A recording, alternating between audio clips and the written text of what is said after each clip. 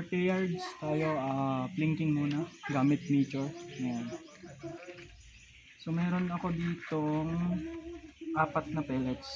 Tignan natin kung makaka one shot, 1 kill tayo. 850 fps, non-regulated, tune. Naka-tune ng maayos to kasi 20 fps lang yung spread ng velocity niya. Test natin. So yung hold is nasa 1.1 MOA based sa Estrelok. Magnification times 12 FFP itong scope. Test natin, may camera doon sa may target.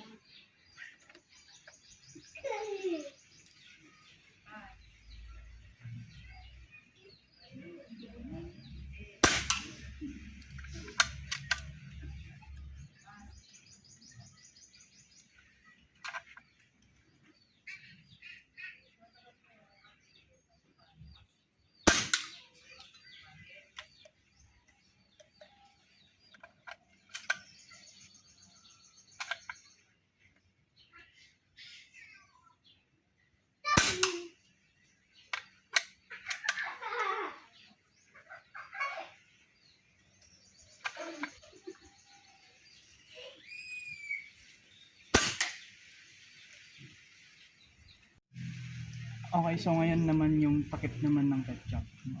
3 shots tayo. Tingnan natin kung matatamaan. Lagay ko lang sa times 16 yung magnification kasi maliit masyado yung takip. Ayan. So, same lang, meter ulit. 40 yards. Ano tumama?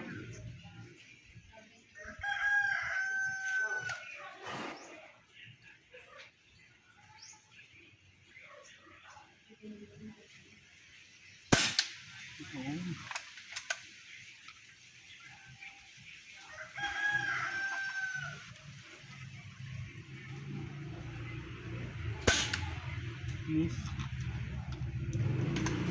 Medyo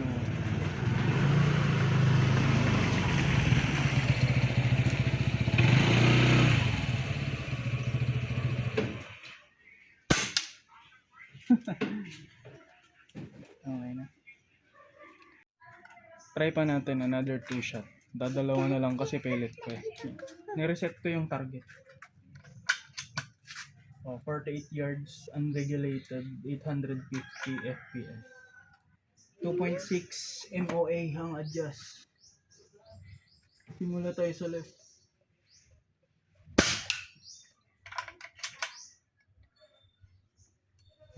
Last shot.